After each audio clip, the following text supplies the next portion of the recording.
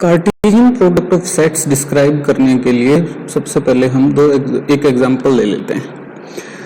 इस एग्जांपल में ये बुक में दिया गया है आपको। देखिए मैं एनसीईआरटी की बुक से डिस्कस करता हूं ताकि क्योंकि वो ऑनलाइन अवेलेबल हैं, आप बुक डाउनलोड कर सकते हैं और लेक्चर्स की इन वीडियो लेक्चर्स की हेल्प से उस बुक को आसानी से समझ सकते हैं, इसलिए ओके। सो एक सेट ए है, दूसरा कलर लेता हूं जो अच्छे से दिखाई दे आपको, ठीक है। एक सेट ए है जिसमें दो कलर हैं, रेड एंड ब्लू। एक सेट बी है जिसमें तीन ऑब्जेक्ट्स हैं, ठीक है। B stands for bag, C stands for coat and S stands for shirt. तीन ही ऑब्जेक्ट्स हैं, ठीक है। बैग, कोट एंड शर्ट ये लिखा हुआ भी है रिस्पेक्टिवली, ओके। अब इससे कितने कॉम्बिनेशन बना सकते हैं आप, कैसे कैसे कलर कर सकते हैं इनको, और क्या क्या आउटपुट हो सकते हैं वो आपको फाइंड आउट करना है। सबसे पहले आप रेड कर सकते हैं किसको, बैग को, एक आउटपुट हो गया। फिर आप रेड कर सकते हैं किसको, कोट को, दूसरा आउटपुट हो गया। रेड कर सकते हैं आप शर्ट को, तीसरा आउटपुट हो गया। फिर आप ब्लू कलर ले लीजिए, ठीक है। ब्लू जो है वो आप बैग को कर सकते हैं, ब्लू कलर आप कोट को कर सकते हैं और ब्लू कलर आप शर्ट को कर सकते हैं। टोटल कितने आउटपुट हो गए, 6 आउटपुट हो गए। कलर 2 हैं आपके पास, ऑब्जेक्ट्स आपके पास 3 हैं, तो यहां से एक और कोइंसिडेंस देखिए, 2 into 3 भी आपके पास क्या आता है, 6 आता है। तो यहां आपके पास 6 आउटपुट हो गए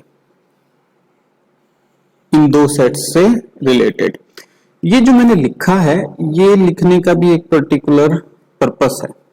जैसे इस तरीके से जो लिख रहा हूं उसको बोलते हैं ऑर्डर्ड पेयर।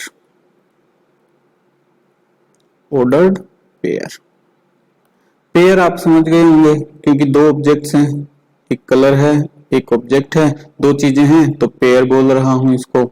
ऑर्डर्ड क्यों बोल रहा हूं, ऑर्डर्ड इसलिए बोल रहा हूं क्योंकि जो सीक्वेंस है कि पहले कलर लिखा गया है फिर ऑब्जेक्ट, पहले कलर लिखा गया है फिर ऑब्जेक्ट, पहले कलर लिखा गया है फिर ऑब्जेक्ट, ये मेंटेन किया गया है इन सभी में, इसलिए इनको क्या बोलता हूं, ऑर्डर्ड पेयर।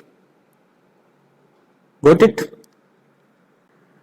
दो सेट आपको गिवन है और उनके ऑब्जेक्ट्स से आपने क्या बना लिया, ऑर्डर्ड पेयर्स आपने बना लिए।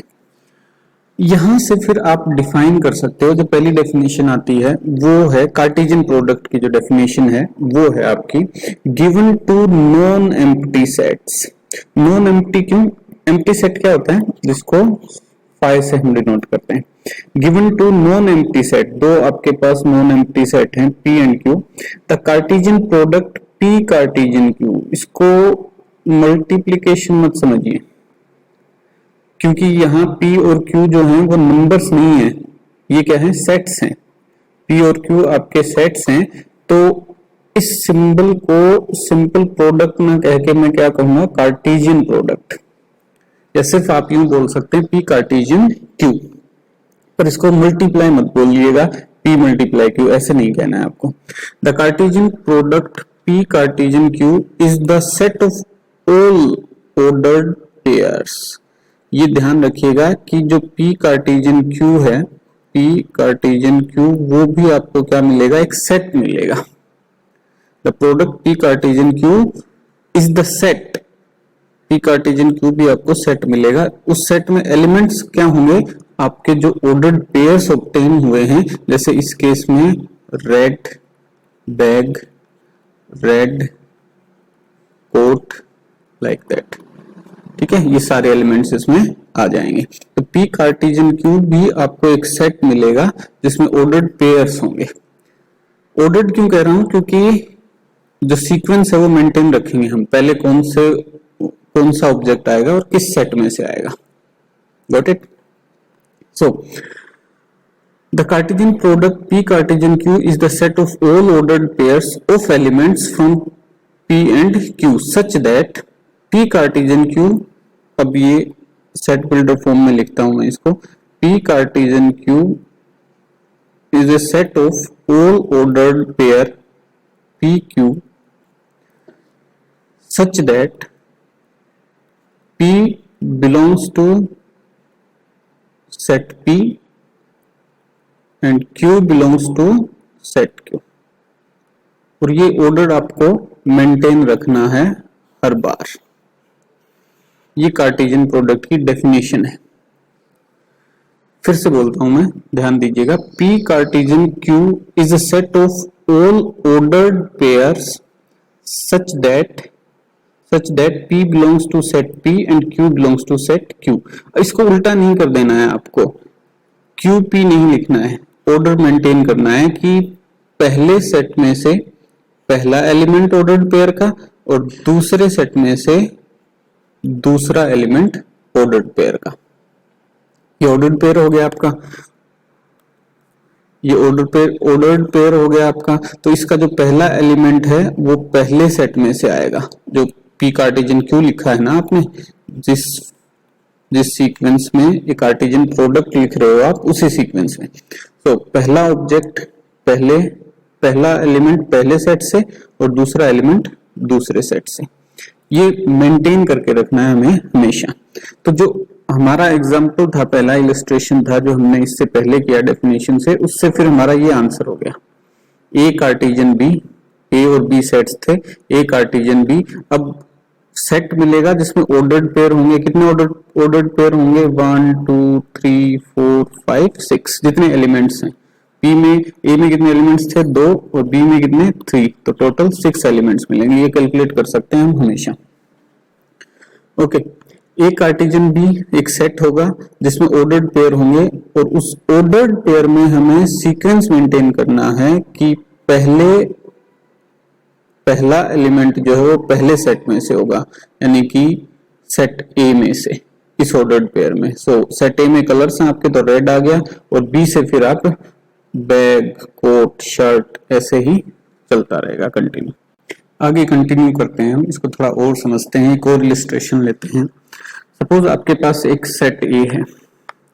सेट ए में जो है आपके पास 3 एलिमेंट्स हैं, DL, दिल्ली, MP मध्य प्रदेश, और कर्नाटका KE।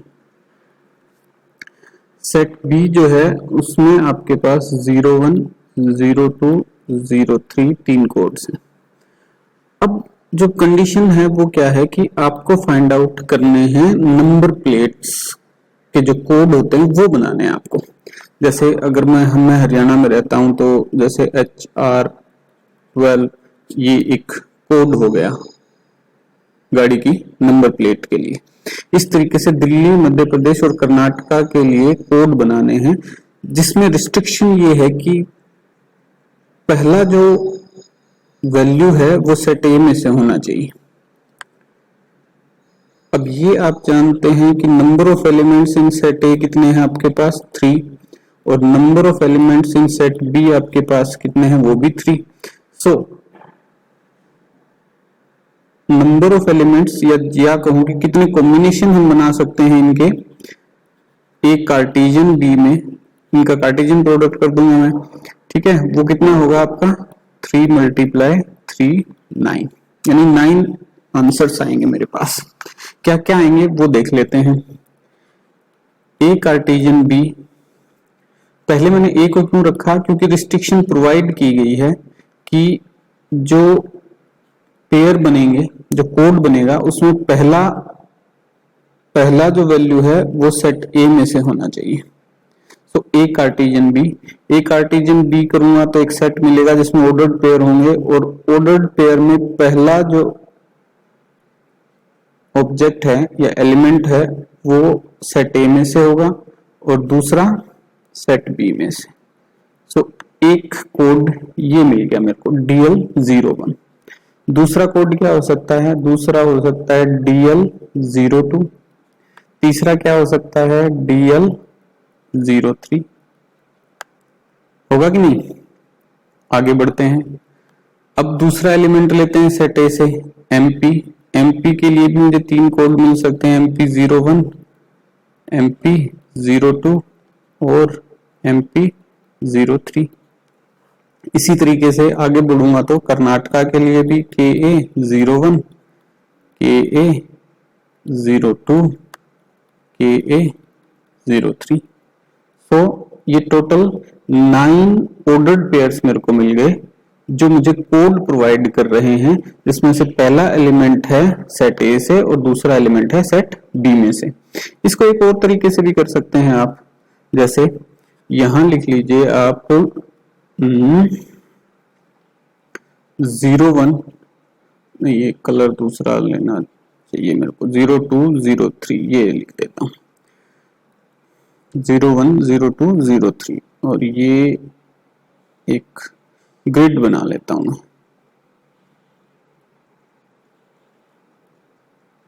ये देखिए, और यहां लिखे आप DL MP कर्नाटका। ओके, यहां से शुरुआत करते हैं। DL से चलिए, सबसे पहले DL और 03 यहां मिलते हैं तो DL 03, फिर DL 02 यहां मिलते हैं, DL 02 यहां मिलते हैं तो DL 02 और DL 01 यहां मिलते हैं तो DL 01। इसी तरीके से आप कर्नाटका के लिए और MP के लिए भी डिस्क्राइब कर सकते हैं। तो आप इसको एक पिक्चर से भी रियलाइज कर सकते हैं। ऑर्डर मेंटेन रखने का एक कारण ये भी है क्योंकि अगर आप ऑर्डर नहीं देंगे, ऑर्डर मेंटेन नहीं रखेंगे, सीक्वेंस मेंटेन नहीं रखेंगे तो गड़बड़ हो जाएगी, क्योंकि DL 03 जो है वो 03 DL से अलग होगा। दोनों सेम नहीं है, ये DL 03 और 03 DL। वैसे भी देख लीजिए, क्योंकि हम यहाँ नंबर प्लेट्स की बात कर रहे हैं तो जनरली DL 03 या फिर लिखूं 03 DL कौन से नंबर प्लेट के लिए यूजफुल होगा? ये यूजफुल होगा जिसमें पता भी चल रहा है आपको स्टेट कौन सा है और स्टेट की सब डिस्ट्रिक्ट कौन सी है। इसलिए ये ऑर्डर जो है वो मेंटेन करके रखना है हमें।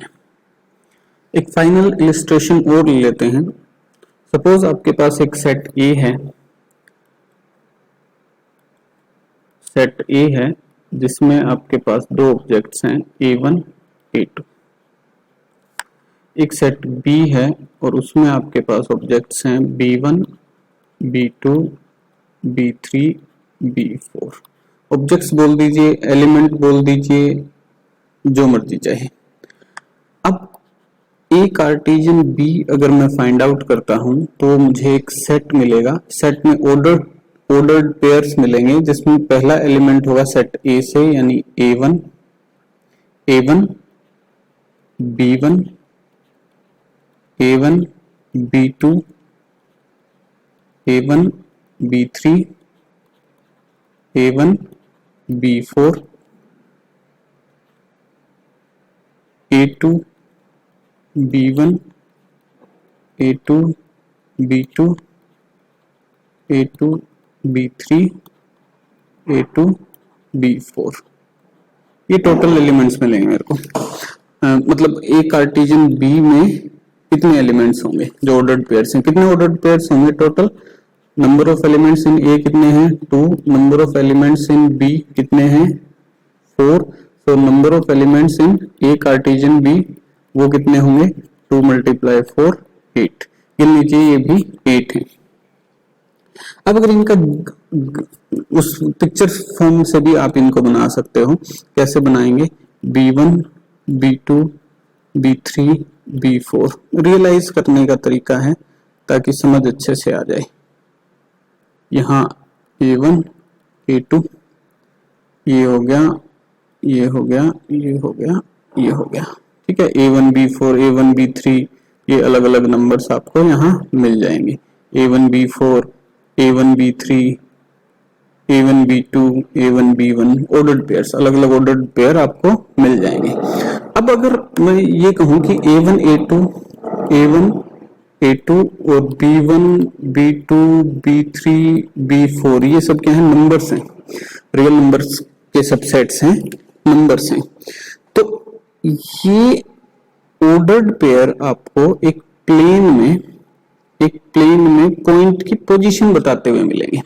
सपोज a इक्वल्स टू 1 है, a1 इक्वल्स टू 1 है और b1 इक्वल्स टू भी 1 है। सो x एक्सेस y एक्सेस पे 1 1, तो ये पॉइंट कहीं यहां पड़ेगा आपका, ठीक है। ऐसे ही a1 की वैल्यू अगर आपकी 2 है और b1 की 1 ही है, तो x एक्सेस पे 2 और y एक्सेस पे 1, तो ये पॉइंट मिलेगा आपको 2 1। ये x एक्सेस है, ये y एक्सेस है। इसी तरीके से b1 की वैल्यू अगर 2 है और a1 की वैल्यू आपकी 1 है, ये देखिए यहां पे, तो पॉइंट आपको क्या मिलेगा, a12, ये यहां कहीं पॉइंट मिलेगा आपको, ये रहा 1 2।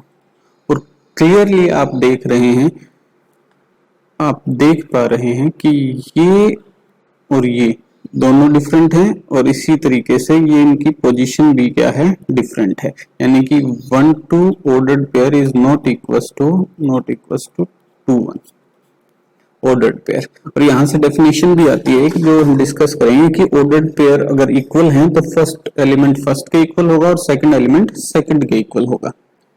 अब कुछ रिमार्क्स, जैसे कि मैंने अभी बताया आपको, फर्स्ट रिमार्क है आपका, फर्स्ट रिमार्क है 2 ordered pairs are equal. 2 ordered pairs equal होंगे कब, 2 ordered pairs are equal if and only if. इस कंडीशन को ध्यान रखिएगा, कोई किंतु परंतु नहीं है। 2 ऑर्डर्ड पेयर तभी इक्वल होंगे if and only if the corresponding first elements are equal and the second elements are also equal। यानी कि अगर a1 a2 एक ऑर्डर्ड पेयर है और दूसरा ऑर्डर्ड पेयर है b1 b2 और ये कंडीशन आपको गिवन है कि ये दोनों इक्वल हैं, तो ये इक्वल तभी हैं अगर a1 इक्वल्स टू b1 है और a2 इक्वल्स टू b2 है।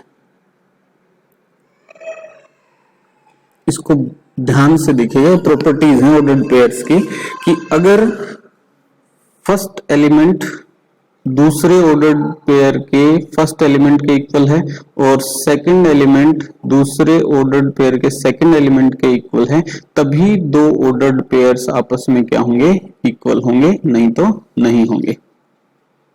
जैसे एक एग्जांपल भी ले लेता हूं मैं, 1 2 is equals to 1। First element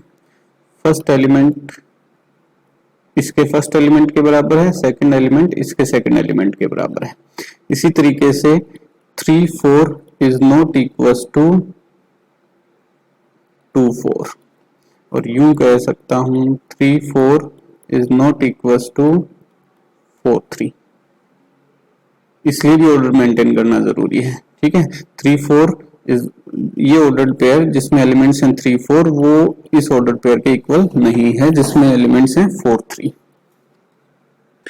second property जो है वो मैं काफी देर से बता रहा हूं आपको कि if there are p elements in a, number of elements in a कितने p हैं, and q elements in b, number of elements in set b is q, then there will be pq elements in a Cartesian b। तो a Cartesian b जब मैं करूंगा तो एक set मिलेगा, उस सेट में नंबर ऑफ एलिमेंट्स कितने होंगे, p मल्टीप्लाई q। यहाँ भी लिखा हुआ है, आपकी बुक में जो लिखा हुआ है मैं वही आपको पढ़ा रहा हूँ। If a and b are non empty sets, ये बार बार लिखा जाता है नॉन एम्प्टी सेट्स। ये क्यों लिखा जाता है, क्योंकि अगर मान लीजिए एक सेट a है आपके पास जिसमें एलिमेंट्स हैं a1 a and b, 2 elements, ठीक है, a और b 2 एलिमेंट्स। दूसरा सेट b है आपके पास जो कि नल सेट है, एम्प्टी सेट है, वर्ड सेट है। तो a कार्टेशियन b जब मैं फाइंड आउट करूंगा तो मेरे पास ऑर्डर्ड पेयर आने चाहिए। उन ऑर्डर्ड पेयर में पहला एलिमेंट a से होना चाहिए तो a आ गया और दूसरा एलिमेंट b से होना चाहिए। अब b क्योंकि एम्प्टी सेट है तो यहाँ कोई एलिमेंट नहीं आएगा मेरे पास, कोई एलिमेंट यहां न आने के कारण ये ऑर्डर्ड पेयर नहीं बनेगा, कोई ऑर्डर्ड पेयर कंप्लीट नहीं होगा। सो ए कार्टेशियन बी भी आपके पास एक नल सेट आएगा, वॉइड सेट, एम्प्टी सेट। ठीक है, सो अगर ए या बी दोनों में से कोई भी वॉइड सेट है, नल सेट है, तो ए कार्टेशियन बी भी आपको नल सेट मिलेगा। और अगर ए भी आपका नल सेट है और बी भी आपका नल सेट है, तो ए कार्टेशियन भी आपको नल सेट मिलेगा उस केस में भी। ठीक है, तो कोई एक हो इनमें नल सेट या फिर दोनों हो नल सेट, तो आपको ए कार्टेशियन भी नल सेट मिलेगा, एम्प्टी सेट मिलेगा। इसलिए ये कंडीशन लिखी जाती है कि if A and B are non empty set. चलिए, if A and B are non empty set and either A or B is infinite set then so is A Cartesian B. ये कहना चाह रहा है कि इसमें अगर एक सेट आपका इनफाइनाइट है तो ए कार्टेशियन बी भी आपको इनफाइनाइट मिलेगा। जैसे ए सेट है जिसमें आपके दो एलिमेंट्स हैं ए एंड बी, और सेट बी जो है वो आपका नेचुरल नंबर का सेट है, नेचुरल नंबर का set 1 2 3 up to infinite. So A Cartesian N जब मैं करूंगा तो मेरे पास नंबर ऑफ सेट मिलेगा मुझे जिसमें ऑर्डर्ड पेयर होंगे, और पहला ऑर्डर्ड पेयर आपका A1, दूसरा A2, तीसरा A3, fourth A4, A5 and so on. ये चलता जाएगा कंटिन्यूअसली, क्योंकि नेचुरल नंबर्स 1 टू इंफिनिटी होते हैं, तो इनफाइनाइट नंबर्स होंगे मेरे पास और मैं इनफाइनाइट ऑर्डर्ड पेयर्स उनसे बना सकता हूं। सो अगर ए और बी जो डेफिनेशन के अकॉर्डिंग अगर मैं कहूं, तो ये तो एग्जांपल दिया मैंने आपको, अगर ए और बी का कार्टेशियन प्रोडक्ट कर रहे हैं हम और उनमें से कोई भी एक इनफाइनाइट सेट है, तो ए कार्टेशियन बी भी आपको इनफाइनाइट मिलेगा। और अगर दोनों इनफाइनाइट हैं, ए और बी दोनों इनफाइनाइट है, तो पक्का ही आपको इनफाइनाइट मिलना है। लास्ट केस, कोई सेट ए गिवन है आपको, कोई सेट ए गिवन है और ए कार्टेशियन ए तीन बार कार्टेशियन प्रोडक्ट किया गया, ए कार्टेशियन ए। मैं मान लेता हूं ए क्या होगा, ए कंसिडर कर लेता हूं, सेट है कंटेनिंग ए बी सी, तीन ही एलिमेंट्स हैं। सो ए कार्टेशियन ए, अब यहां ऑर्डर्ड पेयर मिलेगा या ऑर्डर्ड ट्रिपलेट, क्योंकि तीन सेट्स का कार्टेशियन प्रोडक्ट कर रहा हूं मैं, तो पहला एलिमेंट पहले सेट से, दूसरा एलिमेंट दूसरे सेट से, जो दूसरा सेट होगा ए, दूसरा सेट भी ए है तो मैं ए लिख देता हूं, तीसरा एलिमेंट तीसरे सेट से, वो भी यहां सेट ए ही है तो उसका ए, ये तीन एलिमेंट मिलेंगे आपको। तो ये ऑर्डर्ड पेयर ना होके ऑर्डर्ड ट्रिपलेट मिलेगा आपको। इस ऑर्डर्ड ट्रिपलेट बोलेंगे हम इसे ऑर्डर्ड पेयर ना कह के क्या कहेंगे, ऑर्डर्ड ट्रिपलेट। आगे और एलिमेंट क्या मिल जाएंगे, ए, दूसरे सेट में से बी और तीसरे सेट में से भी बी। इस तरीके से ये चलते जाएंगे। टोटल एलिमेंट्स आपको कितने मिलेंगे इसमें, number of elements in A Cartesian A, वही सेम फॉर्मूला, तीनों मल्टीप्लाई कर दीजिए। सेट ए में नंबर ऑफ एलिमेंट्स कितने हैं, 3 हैं, तो 3 मल्टीप्लाई 3 27। Got it?